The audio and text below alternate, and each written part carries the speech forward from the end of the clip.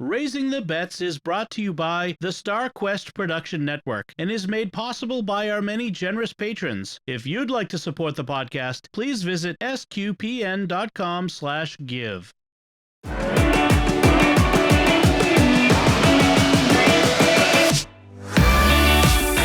You're listening to Raising the Bets. We're a Catholic couple raising 5 kids outside of Boston. Join us as we share the joys and challenges of marriage, homeschool, and our adventures near and far as we make sense of the world and experience the best parts of our culture. I'm Dom Bettinelli. And I'm Melanie Bettinelli. Wow, that's quite a lot of energy you get there tonight, Melanie. Under pain of something. Yes, I pointed out that a friend of ours pointed out that at the beginning of our podcasts, especially, Melanie sounds like kind of low energy.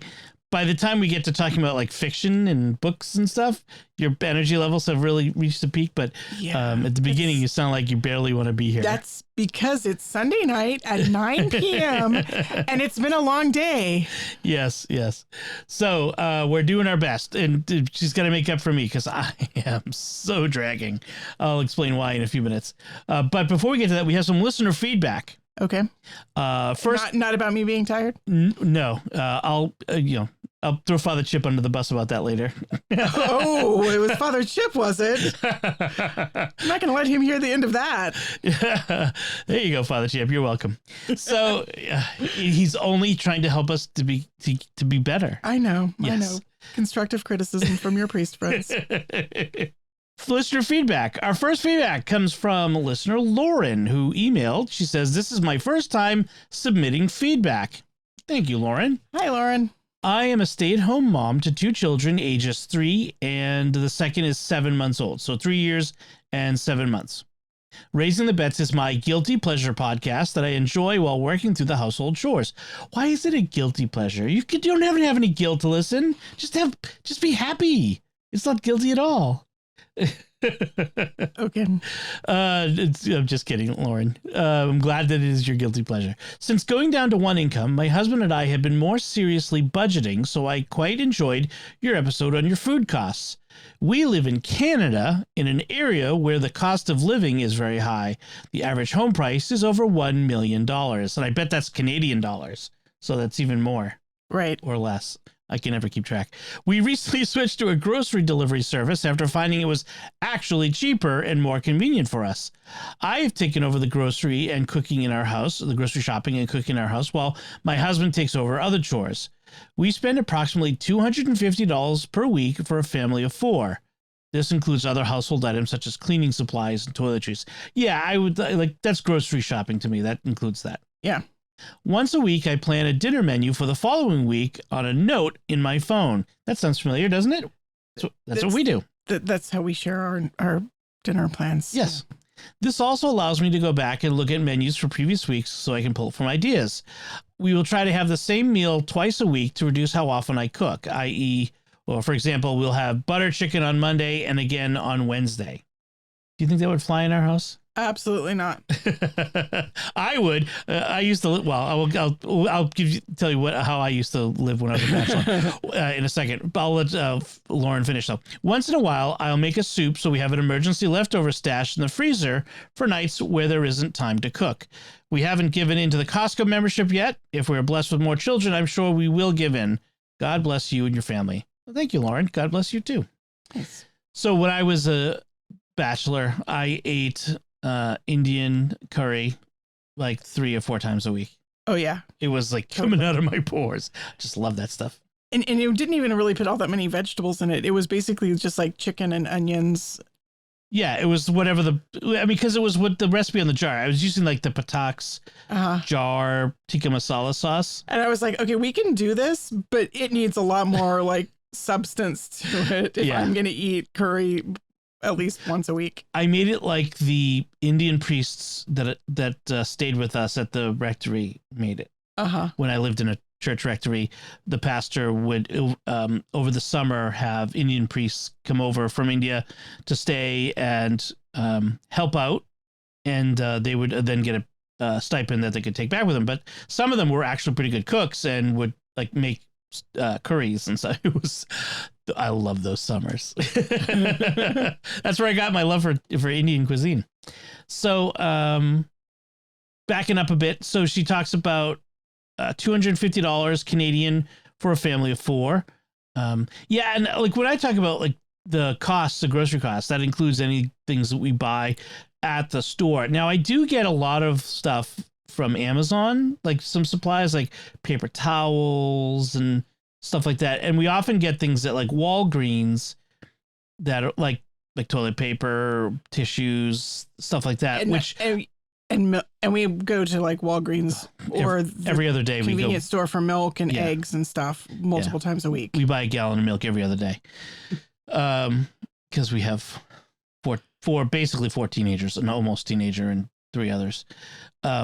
So I suppose that's an interesting question. When the FDA, or not the FDA, the Department of Agriculture did their, I think that's just food costs. It's not all the cleaning supplies and stuff. Food, everything else is like taken out. Yeah, bill. I would have to go dig into that, because that is a good question. Because when I look at my grocery budget, it will sometimes include those things. Now, but like I said, we don't buy a lot of our non-food stuff at the grocery store. We usually get that either like Subscribe and Save from Amazon, or partly we used to, but then it just takes up so much room in the cart, like toilet paper and laundry detergent and stuff. It's full of food. That cart every week, the cart is like overflowing. It is like, I get looks. I do get looks from people like, are you like shopping for a battalion? Like, what is? Speaking of which, every week checkout is like lately for the past month. Every time I go through checkout, it is a huge. There's a computer problem. So I've mentioned before, they have a special scan as you go thing where you have a scanner, you scan the item you're buying, you put it in a bag in your cart, so that when you get to the end, the scanner has a barcode, you scan that, all the food, everything you bought loads into the register, and then you just pay. It's a lot faster, because having to take everything out of the cart, scan it, and put it back in again is such a time sink. I like the scan as you go thing. But lately, when I've been going through there, like the machine just, it hates you. It locks up, and we have to call the attendant, and the attendant has to call the manager. This week I stood there for a half hour while they tried to figure out what was wrong with it. So I was the guy, they were all very apologetic and very nice, and they were grateful that I was nice about it. But yeah, anyway, nevertheless, the dinner menu thing, planning out your dinner for a week, that has made a big difference for us, I think. Yep. Like knowing what we're going to be having when, and that so much helps with shopping. It reduces the stress in the weeknights, but it also, makes shopping simpler. Well, you buy less extraneous stuff, right? If you don't know what you're going to make, you got to buy a bunch of things so you have options. Whereas now it's like, well, and then when you buy the bunch of things, some of that stuff will go bad. No, it's not like stuff doesn't still go bad for us, but nevertheless, I think we're wasting less, which is good. So the big question though is does your milk come in a bag because you're from Canada? Not all Canadian milk comes in a bag, only in certain regions of Canada. Oh, I didn't know that. I thought it was all Canadians drink milk from a bag. I think it's primarily in Ontario, like the province of Ontario. Yes. I mean, this is from my friends in Toronto. I think my friends who live in British Columbia, their milk doesn't come in a bag, but I could be wrong. Milk in a bag. That's very strange. Yeah. Okay. So, and then we just had one other little bit of feedback. Radical Edward on our StarQuest Discord community said of our last episode, great episode, you two. You said some good things about fiction. I thought that was a really great discussion about fiction we had. I don't remember what we talked about, but I'm glad it was great. My brain is not. Yeah, remember why read fiction? It was the article from Plow. Oh, right. Okay, good. Yeah, so, that was fun. Yes, that was. And you know what? The audiobook you're listening to now, that we're not going to be talking about it in depth because you only just started it, has some connection to that discussion. This idea. Yeah. All right. We'll be the preview of coming attractions. So we'll be talking about that in a future episode. All right. So feedback. Thank you everyone for your feedback. We really do appreciate getting feedback from you. And let's talk about what we've been doing this weekend. Primarily, the reason I'm tired is we had a scout camporee. So both the kids' troops went to the camporee, the girls and the boys. Troops went to the local council's camporee at Camp Squanto. If you know your American history from the time of the Pilgrims, you know that Squanto was the Native American who met the Pilgrims. He befriended the settlers in the Plymouth colony and helped them get through the winter and helped teach them how to plant corn with fish. That's what I remember. And it was Catholic. He was Catholic because he had been previously evangelized by... he'd been kind of captured and taken to Europe and spent some time in Spain and was baptized and evangelized. And then he eventually came back and found that everybody in his village was dead, probably of a disease that the European Europeans disease had introduced, like smallpox or something. So he was kind of like, ooh, Europeans, I know who you guys are. And he could talk to them because he knew the language. That was the big deal. Right. So anyway, Camp Squanto is the local scout camp that we went to. And the camporee always has a theme. And so there was probably, I'd say, 10 to 15 troops there. A couple hundred kids all told. 200 to 225, I think I heard someone say. And the theme that was wilderness search and rescue. And this was really kind of awesome because they had all these professionals, EMTs, nurses, professional search teams. The guy I talked about last fall, who taught Lucy's Den about Hug a Tree and Survive, he was there. He was kind of helping organize the whole thing. They had search dogs. They had a bloodhound. They had rescue dogs. It was cool. There was a lot of cool stuff. So the way it worked is on Saturday morning, all the kids, they went to these different stations to learn search and rescue related skills, how to put a splint, how to use a tourniquet. Lots of first aid sorts of stuff. Yes, lots of first aid stuff. And then other just search skills, like just basic search. Do they do like orienteering sorts of things? No, because that's something they already learn in other areas. But things like, grid search and, just how you search for someone and what you're looking for. So so that was in the morning. Then midday after lunch, they had talks by various professionals. This is one of the things Scouts is great at, is about teaching kids about careers. Right, because when they do a merit badge, they have to also learn about careers associated with that skill set. Mm-hmm. So like an art merit badge, you'd learn about art careers. So not just like being an artist, but also like curators, teachers, graphic design, there's all sorts of different possible career choices. And in this case, it was firefighters, EMTs, people who have search dogs, search dog handlers, I guess.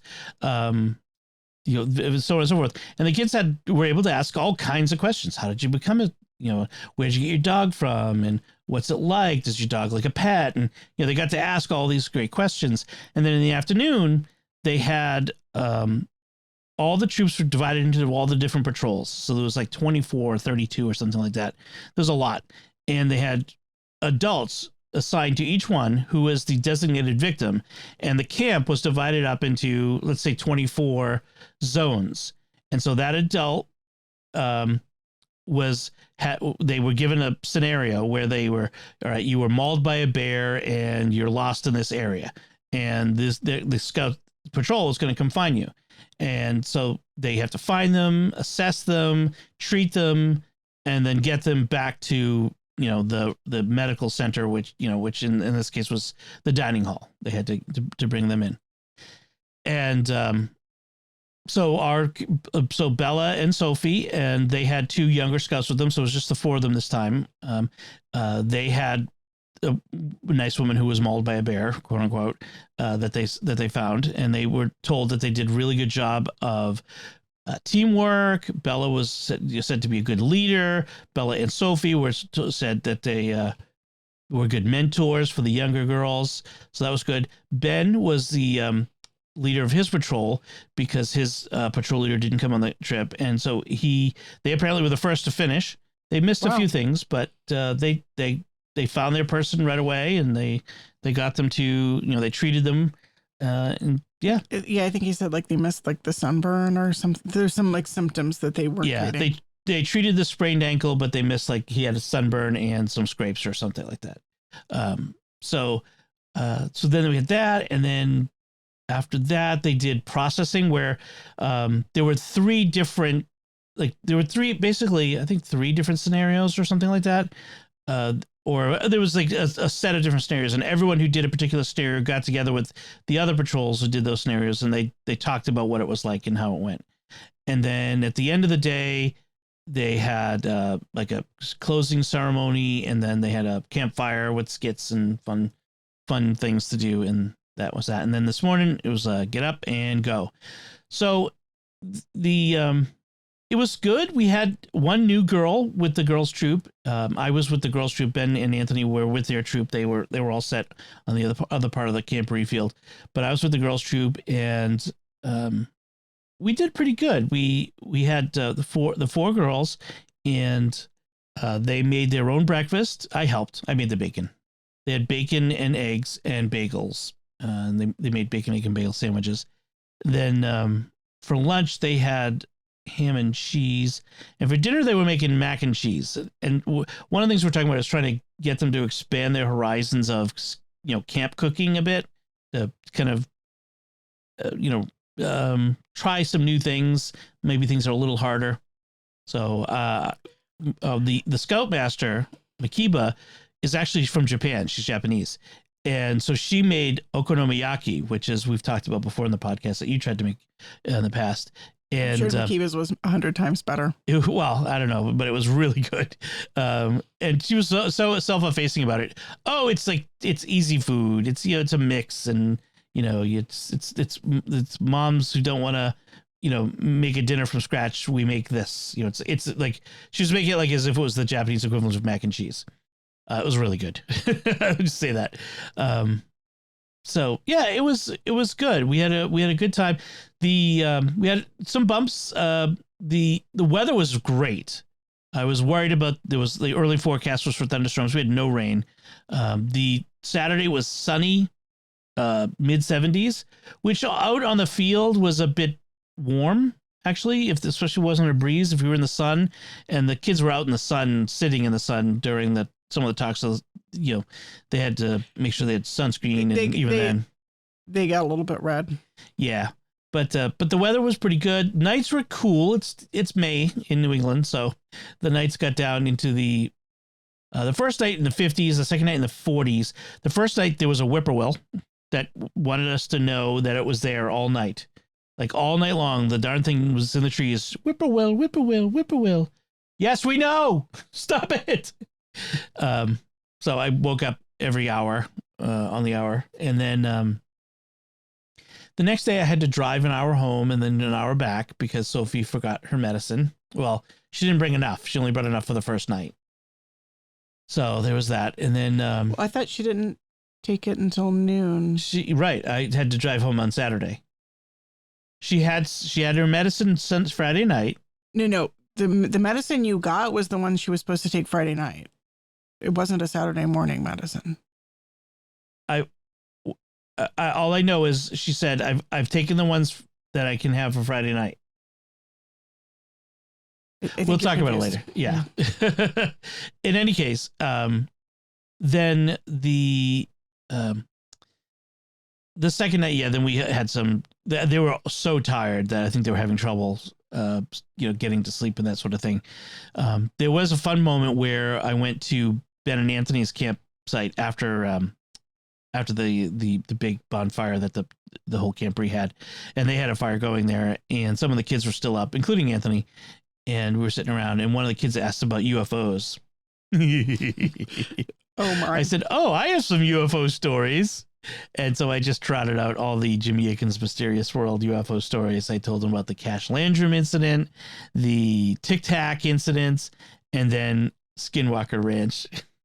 Way to give the kids nightmares. Skinwalker Ranch is scary stuff. It is. Oh, I got the shivers. I remember when we were recording that, I got the shivers. Yeah. Including the big wolf-like creature that came out and with the car, the biggest the car. Yeah, and the blue panic orbs. Yeah, and even like the ranch house where all of the cabinets and all the kitchen cabinet doors would open spontaneously. Yeah, that's creepy. Yes. Telling ghost stories is a long Scout tradition. So it is. And then, so we got up early this morning about 5:30. That's early. Yes, it was so early. Packed up, and we're on the road home by 8, and we were home by 9. So, yeah, it was. And then today, the rest of today was cleaning the gear and repacking it, drying out the tents because it was pretty damp this morning, and then recovery. I slept in the hammock for a bit. All 4 of the kids who went camping took very long naps. Yeah, I took a nap in the hammock in the backyard myself. It wasn't a very long one, but yeah. So meanwhile, you and Lucy got a weekend home alone. We did. Lucy was mostly bored because what I did was house cleaning. It looked awesome. Let me tell you, I came in, it looked awesome. Mostly, so I did actually clean, but the big project was sorting through all shoes, like to find all the outgrown shoes and all the broken shoes, and sorting through clothes, getting rid of stuff that's too small for anybody. I took 5 trash bags of clothes and shoes to St. Vincent de Paul and 1 trash bag to the recycling place that takes the stuff that's too shredded and to be resold. Nice. So, and then I vacuumed and dusted and tidied. And you got some treats. You got to go out, you and Lucy. Yeah. So Friday night we went to Taco Bell and got tacos. Because that's Lucy's favorite. She loves tacos. She ate 3 tacos. And I ended up eating 4 because I accidentally ate one of hers. And then I had to, I put hot sauce on it. So she didn't want it once I'd put the hot sauce on it. And then, so I went and ordered her another one. And then there was like this extra taco, and Taco Bell tacos aren't good the next day. So I just went in 4. It was a lot. And then we had ice cream and we watched Howl's Moving Castle. We'll talk about that in a minute. And then, and then Saturday night we went out for Vietnamese food. She had a huge bowl of pho and 2 spring rolls. And I had 2 spring rolls and some grilled pork. Really good. With the shrimp cake? And the shrimp cake. I love the shrimp cakes. It's like pounded shrimp, and then there's some sort of like a bean paste wrap that's crispy. It's savory. It's not cake. It's no. It's like almost like a cracker. Oh, it's better. Yeah, well, yes, but yeah. Yeah, it's kind of it's got a nice crunch to it. Yeah. Oh, I love it. So yeah, that was she mostly like she played on the computer for like an hour, but then she read her book, she played cards, she drew. I don't know. Did you play with the boys across the street? No, they weren't really around on Saturday. Oh. So it was just her and me, basically. Oh, okay. And we ran to the store and got my eyeglasses. The lens fell out of my glasses and mysteriously the brand new disappeared. glasses. The brand new glasses. I'd had them for less than a week, and the lens just disappeared. You still haven't found it. I still haven't found it. I don't know where it fell out. I'm so mystified by this. Fortunately, they replaced it without charging me. I think because it was so quick, they just assumed that there was a problem with the way that they put it together. The way they put the lens in, or with the lens itself. You shouldn't lose a lens fallout with less than a week that you've had the frames or the glasses. So all right. So that's what we've been doing. Let's talk about some food we've been eating. It just seems like ages ago, but we last week, one of the new dishes we tried that I've been looking to try was this Chinese style chicken skewers with hoisin sesame dipping sauce. And this is another America's Test Kitchen recipe. And one of the things that makes this interesting is you take the chicken breast and you cut it into long strips. And then you weave it onto the skewer. and sort of like accordion-like, and you kind of scrunched on like accordion-like. Although, do you think that changed the flavor or the way it cooked? Well, I think what was the effect of well, so you marinate it in a marinade of sesame oil, soy sauce, brown sugar, hoisin, cilantro, scallions, garlic, and ginger, and Asian chili garlic sauce. So you marinate it in that, and because it's long and thin, you've got more surface area for the marinade to adhere to. But when you thread it onto the skewer and bunch it up, it gives it more substance, so it doesn't dry out as quick. Okay. It doesn't cook as quick. So they envisioned doing this on bamboo skewers, 6-inch bamboo skewers in a oven, but I just did it on the grill using the metal skewers that I usually use, and that worked out pretty good. It did feel a little dried out. I probably should have pulled them off the flame a little earlier than I did. But they were okay. And then there's a dipping sauce that goes with it that's more hoisin, rice vinegar, soy sauce, vegetable oil, more cilantro, sesame oil, ginger, and garlic. So it's a lot of the same flavors. And so I like the hoisin flavors. It's pretty good. So it's good. I think next time maybe I might try it with chicken thighs. I think they are less prone to drying out, when you cook them like that. So sure. But I thought it was pretty good. The other food thing I wanted to talk about was something I made for camping. So on Saturday night after we'd finished dinner, I'd seen this idea about getting Pillsbury Grand biscuits. So the Pillsbury, the little popping container that you get at the grocery store. They get the Grand flaky biscuits. So they're very, very airy and flaky. What you do is I had a cast iron pan. I put some oil in, maybe an inch of oil at most, and take the biscuits out of the can and kind of poke a hole in it, kind of like using my thumbs, just put a hole in, make it a donut shape, and then just fry it in the oil. And it cooks really quick, and just fry it. And then after a minute, flip it, and then take it out, let it cool and drain a little bit. And then I had a baggie full of sugar and cinnamon. So cinnamon sugar, and threw it in there and coated it up. And wow, was it good? That sounds good. It's so simple and good. Was the texture flaky like a biscuit, or was it? It was kind of airy, like it was like a donut. Like it had the exterior crunch of a deep fried donut. Like I think the oil was too hot. I think in the future I would turn the oil down a little bit. The exterior got a little well done. Kids didn't seem to mind too much, but it tasted. It was like a donut. I mean, it didn't have the texture of a biscuit, which is kind of funny. I think there's something about that deep frying that really does it, and because it's got all the shortening, because I'm gonna guess it's not real butter in between the layers to make it flaky. I think that all it helps it become airy, it creates the steam pockets that make it airy and whatnot as it cooks. It was really good. I'm going to totally do this whenever we go camping. It's a fun, easy thing to do. So, yeah.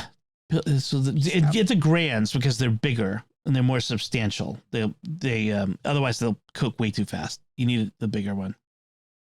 So that's what we've been cooking.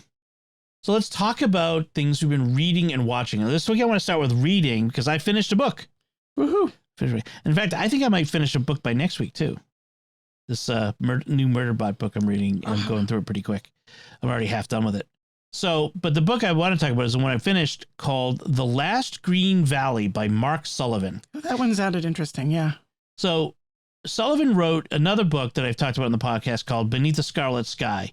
And that book was about a young man in Italy during World War II under Mussolini who ends up being a partisan in the Dolomite Mountains, and based on a true story. There's some question about how true the story is, but yeah, this is based on a true story.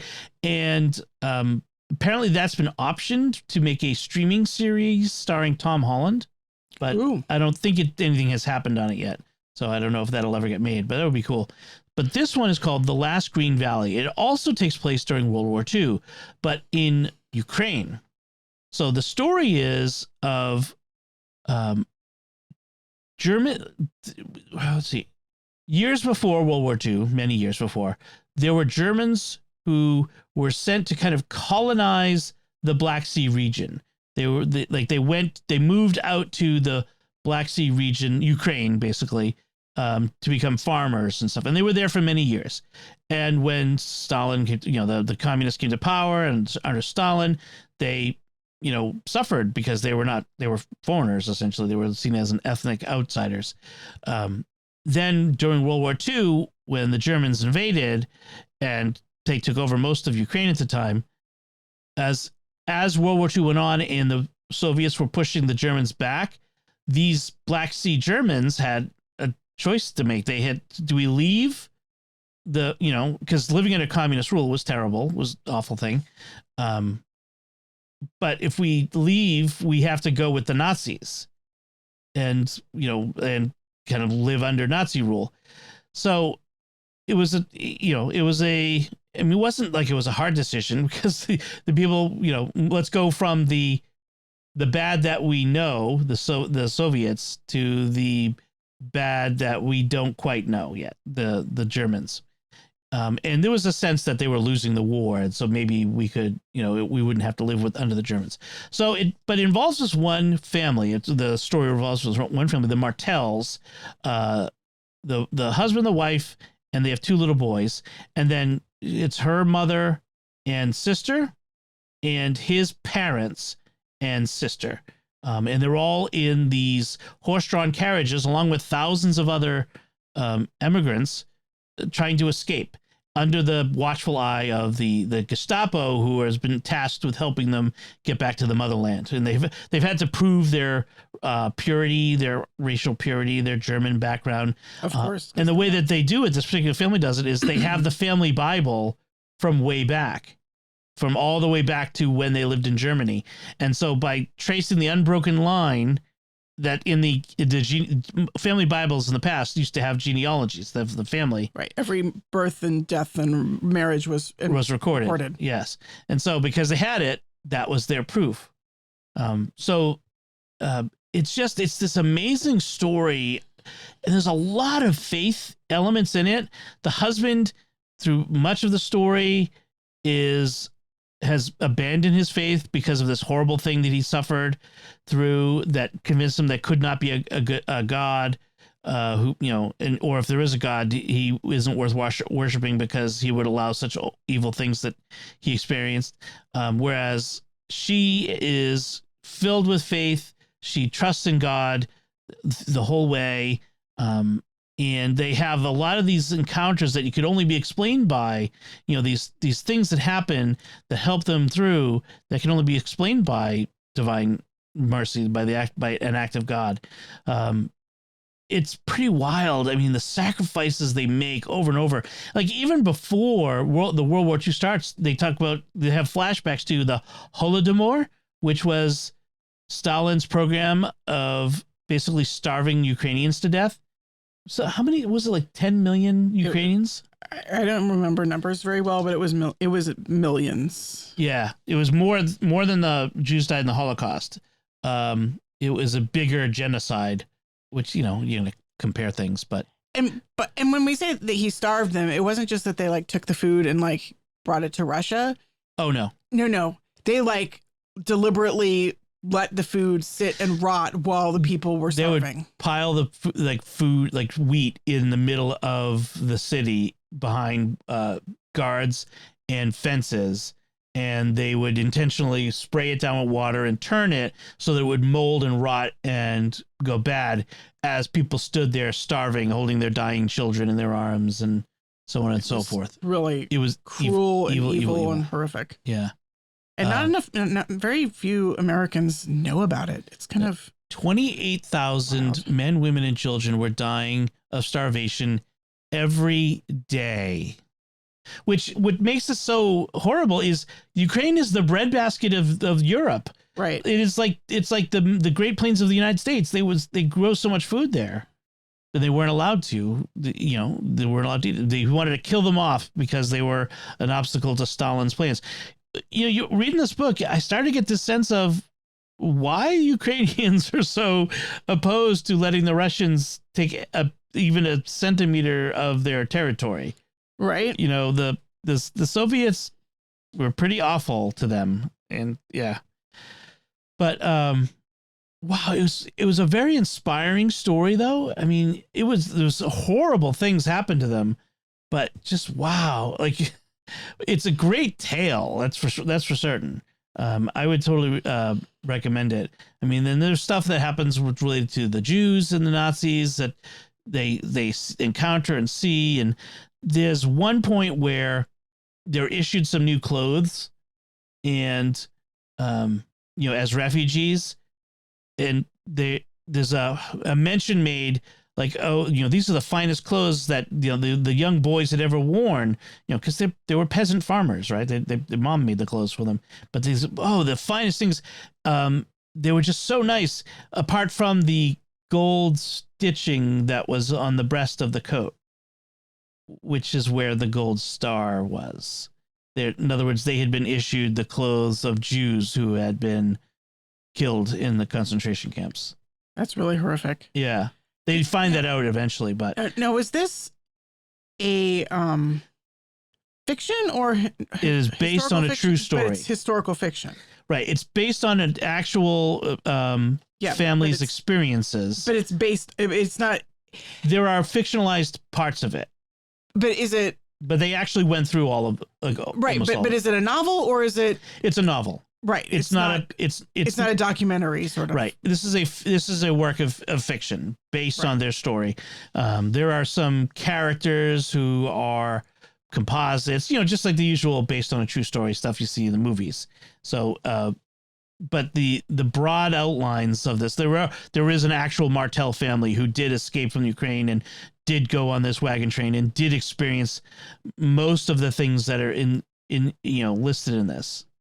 They went to these places. They did undergo these trials that are in the book. Right. Yeah, it was just wanting to know about genre. Right. But there's a couple of things in there where he sort of linked narratives together and to kind of just make the story hold together. Yeah. So, it's called The Last Green Valley by Mark Sullivan. My brother is the one who recommended it to me. He recommended me the other one as well. I'm recommending it to you because I really enjoyed this. What did you read, Melanie, this week? Oh, goodness. This has been mostly a week of binging poetry. I was really in the mood for reading some Ted Kooser, and so I got several of his volumes from the library, and I've mostly been reading that. Ted Kooser's, let's see, one of the books is called Flying at Night. Okay. The title poem is like sort of flying over the country at night and seeing the lights like stars. Then there's one called, I think it's called Blizzard Voices. And it's sort of recreations of historical events of like a great blizzard, like in the voices of various, like he did a lot of research reading like letters and diaries, and it's sort of capturing the voices of people in this great blizzard. Ted Kooser is a Nebraskan poet. And so there's a lot of Great Plains culture in his poetry. He won the Pulitzer Prize in poetry in 2005. Right. And he was the U.S. Poet Laureate for a while, I think. He was the Poet Laureate to the Library of Congress from 2004 to 2006. And then the third book is called Winter Morning Walks. And he was undergoing chemotherapy. And so the drugs he was taking made him sensitive to sunlight. And so, but he needed exercise. And so he got into this habit of waking up before the sun, really early in the morning, before the sun rose, and taking walks in the winter. And he had been like, with his early diagnosis, like he'd been in a slump where he wasn't writing at all. And then he suddenly started writing poems, just trying to capture an element of something from these walks. And then he sent them on postcards to a friend. And so this is just a series of these little vignettes. 100 postcards to Jim Harrison. Yeah. And it's really just, they're lovely, beautiful, but capturing of like one image mostly. And there's just something really kind of magical about this series of postcards. He is described as being known for his conversational style of poetry that is accessible to a non-literary public. Yeah, he's very accessible. Most of his poems don't rhyme, although some of them do. And they're very much plain, everyday language. There's not a lot of fancy word choice. There's not a lot of fancy sentence structure. There are a lot of really beautiful and interesting metaphors and images, and lots of really surprising turns. And there's a lot about like sort of his family and neighbors and a sense of, as you read through his work, of just the culture of the place. Poems about his dad, who was a salesman, like he worked in various retail stores, and just a sense of place. I mean, he's a very American poet. So if you have never checked him out, I'd highly recommend Ted Kooser. Cool. And then I did finish a novel that I've been reading for a while, Game of Kings by Dorothy Dunnett, which is a reread. I can't even tell you how many times I've read this book before. It's the first in the historical series, The Lyman Chronicles, about a 17th century Scottish nobleman. He's a younger son. And this is during the time when Mary, Queen of Scots, is a 5-year-old girl. And Scotland is being ruled by her mother as Queen Regent and Lord Protector. And Edward is it the 6th? I forget the numbers. Longshanks? No, the boy, Henry VIII's son. Oh, is the King of England. Oh, right. Because it's so Queen of Scots. The English want a political marriage between Edward and Mary so that they can annex Scotland, and the Scots don't want that. Surprise, surprise. Surprise, surprise. Sometimes it's called the rough wooing. The rough wooing. The rough wooing. So the English are invading Scotland yet again, and the Scots have turned to the French. I mean, the Queen Mother is French. Her name was Mary of Guise, and she was of the French royal family. And so she's, calling up her French allies. And hello, we have a problem. And our hero, Francis Crawford of Lyman, is a young Scottishman who has been previously banished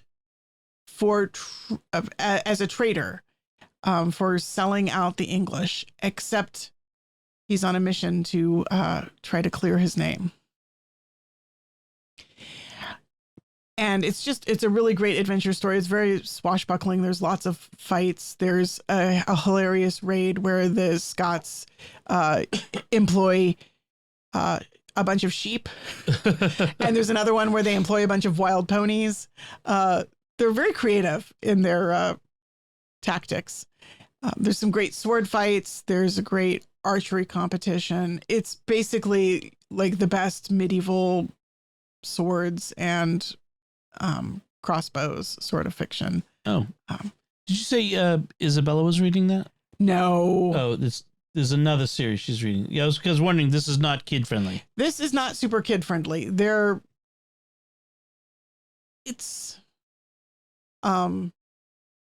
Yeah. It's got adult themes. Okay. Is it the Lyman Chronicles? And the language is really hard. Lymond. Oh, Lymond. Lymond. Yeah, the language is really difficult. In fact, my sister and I are running a book club online, and several people have dropped out. They're like, I couldn't get past the first couple chapters. The hero basically talks in quotations from 17th century and prior literature. And so everything he says has like layers of meaning, and you don't really get to the end of it. Like even by the end of the novel, you're still kind of scratching your head at some of what he said. Like it makes sense in his head. So it's not easy reading, but it's really rewarding because there's so many great twists and turns and really, really well-drawn characters. And the plot is just intricate. Okay. So anyway, it's one of my favorite books. It sounds interesting. And there's a series of, I think it's 6 or 7 novels. He ends up going all over basically the known medieval world. He goes to France. He goes to Russia. He goes to Constantinople. There are 6 novels. Malta. Yeah. So they're really, really good. France, Malta, Europe and North Africa. Oh yeah, he goes to North Africa. Court of Suleiman the Magnificent. Right. Russia, Tsar Ivan the Terrible, and back to France and England. Yeah, the final novel wraps everything up. I mean, there's definitely, especially in the later books, a lot of not kid friendly stuff. Okay. So I would not recommend them for anybody under 18. Okay. But good. So let's move on to things we watched. Okay. I finally got around to watching the new Dungeons and Dragons movie, Honor Among Thieves. I wanted to watch that. Is this another one where you wanted to watch it with me? Yeah. I would have watched that if I'd known that you were. I'll watch it again. We own it. Okay. I bought it because it was like $2 difference between buying it and renting it. So I bought it. I was going to watch that. Okay. It's fun. What everyone has said about it was true, which is it's fun. It feels true to playing Dungeons and Dragons, like the stories that you tell in your role playing. So it's very similar to that sort of thing.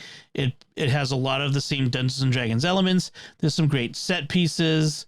Hugh Grant is funny as the antagonist. I love Hugh Grant. Yeah, he's so fun. Well, especially in his dotage. I mean, he's getting to be kind of playing that sort of funny British antagonist character. Michelle Gomez. No, Rodriguez. She was the one who was in the Lost. She's also done all the Fast and Furious movies, which you haven't watched, so you wouldn't know her from that. But she's in it.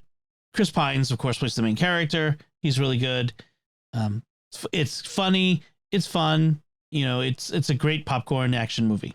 So yeah, I enjoyed it.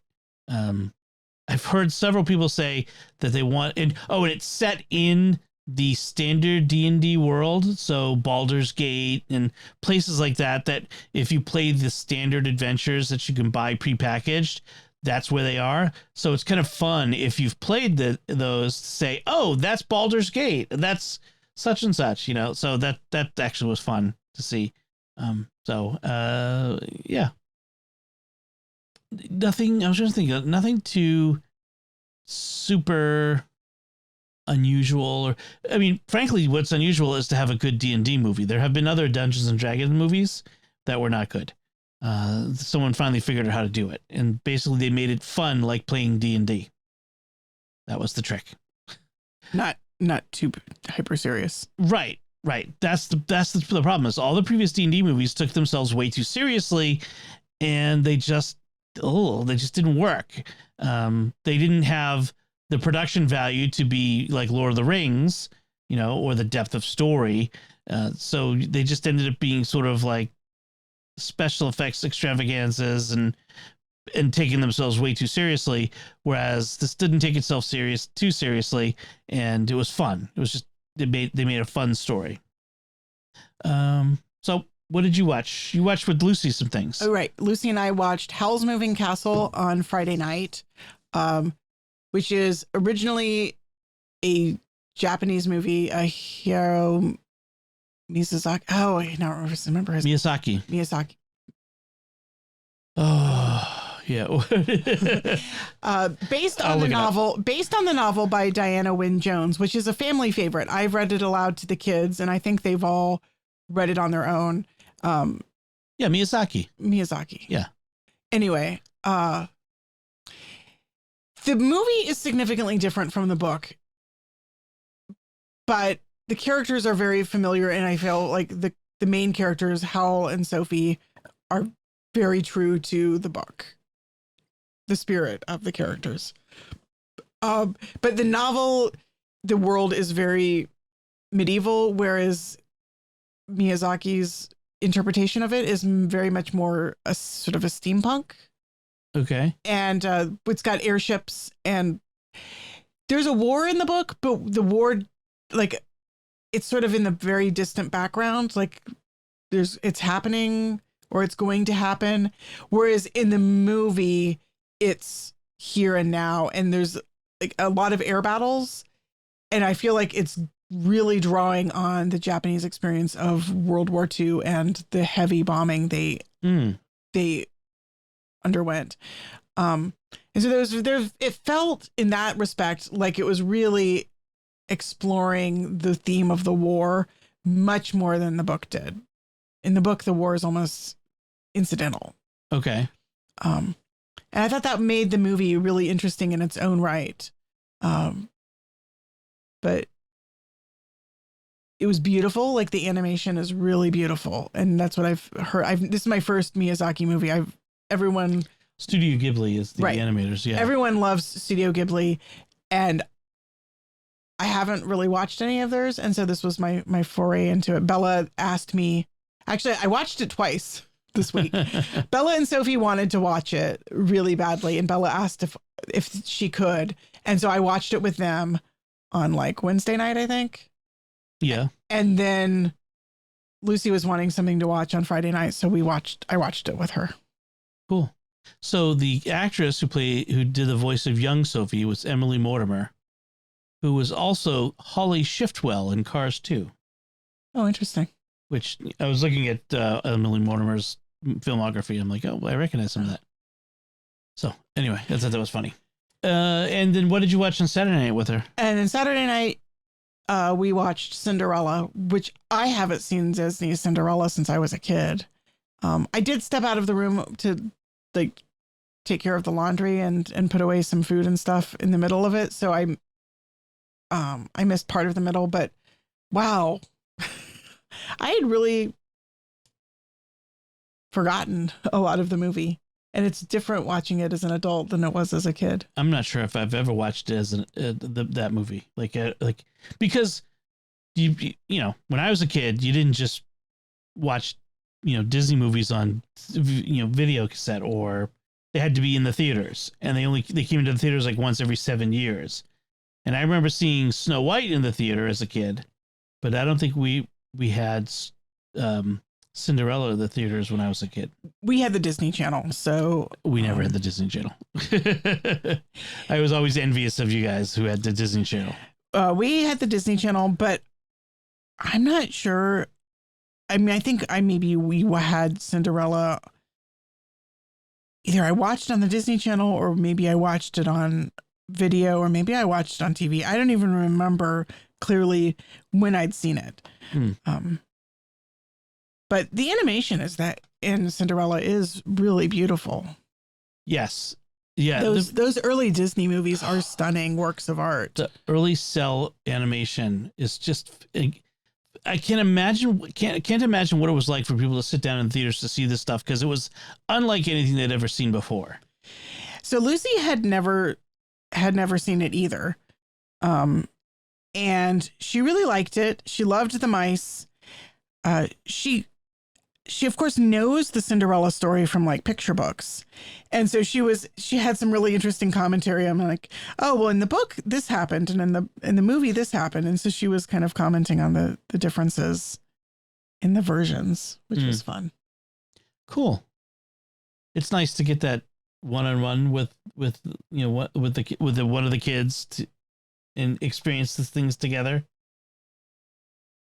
Yeah, it is. It's she's very fun to spend time with. Yes. She's very easygoing. I took her out to lunch on Thursday, just me and her. I know she got 3 meals out this week. I know. Spoiled. I don't know that I would have taken her out if I'd thought about it, because I try to, like, once a month, I try to take one of the kids out for either breakfast or or lunch just for one-on-one time with me. And I like, oh, my schedule allowed for it this week, this Thursday to go out for lunch. And so we went up to the food court at the mall because she wanted sushi, and I got her some fried rice from the Chinese stand. And, we did that. Although food court sushi, I could have just gone to the sushi restaurant and we could have got more sushi for what I paid. But nevertheless, it was fun to go with her. And yeah, like you said, she's a fun companion to spend some time with, even at 11 years old. 10 years old. That's what I said. My excuse is I'm tired. So that's today's excuse. So that's what we've been reading and watching. We could talk about the gospel and the homily from this week's mass, except I was really tired and I don't remember anything that Father said. I remember him talking about joy. I remember him talking about, all of the readings had something to do with showing joy in the Lord. So I'm joyful. I was listening. It did not go into long-term memory. The problem with the problem, quote unquote, with this reading, as we were talking before, is that it's Jesus talking about something abstract. There's no narrative visual image here. There's not Jesus walking by the seashore or, doing a miracle or something, but sort of, and the whole point of this week's gospel is to point to Pentecost. It's Jesus's last words before Ascension Thursday, or for most of you lucky folks, Ascension next Sunday. We actually get Ascension Thursday. Yeah, we're in that small part of the U.S. where we have Ascension on Thursday. And so Jesus is, telling them about the Spirit is coming, that the advocate. And that's pretty much the job of this week's gospel, is to kind of point to Pentecost, which is in 2 weeks. So we'll do that. We'll point to Pentecost. Pentecost is coming, folks. Start your novenas on Thursday. Don't start them early, otherwise you're going to be off. Yeah, I feel like this Easter season has once again flown by. Which flew by faster, Lent or Easter? Easter. Yeah. Although Lent flew too. Yeah, I don't know if, yeah. I'm not sure if I would say Easter flew by faster. Lent this year seemed to go pretty fast. But as we record, it's Mother's Day, and I do not want to fail to wish you a happy Mother's Day on the podcast. Oh, thank you. On a less happy note, this is my first Mother's Day without my mom, so I was thinking of her today, praying for her, and if you could spare a prayer for my mom and my dad, both of whom passed away in the past year, I would appreciate it. And and I did wish Melanie, I wished your mom happy Mother's Day to the last mom I have left. Because both of my grandmothers, of course, have gone, and now my mom is gone. So now my mother-in-law is my last mother. So, all right. So that should do it for us this time. We'd like to take a moment to also thank our patrons who make it possible for us to create Raising the Bets, including Megan G, Deacon N, Chris F, Nicholas S, and Nathan A. Their generous tax-deductible donations at sqpn.com/give make it possible for us to continue Raising the Bets and all the shows at StarQuest. And you can join them by visiting sqpn.com/give. And that's it for this time. Find links from our discussion in our show notes at sqpn.com/bets. That's BETTS. Send your feedback at the StarQuest Facebook page, facebook.com/StarQuestMedia. Send us an email at bets@sqpn.com or visit the StarQuest Discord community at sqpn.com/discord. Remember to like Raising the Bets on the StarQuest Facebook page at facebook.com/StarQuestMedia. Retweet us on Twitter at SQPN and leave us comments wherever you find us. We love to interact with you. Until next time, I'm Dom Bettinelli. And I'm Melanie Bettinelli. Thank you for listening to Raising the Bets on StarQuest. Here's another show on the StarQuest network you're sure to enjoy. The Secrets of Technology. Find it wherever fine podcasts are found or at sqpn.com/technology.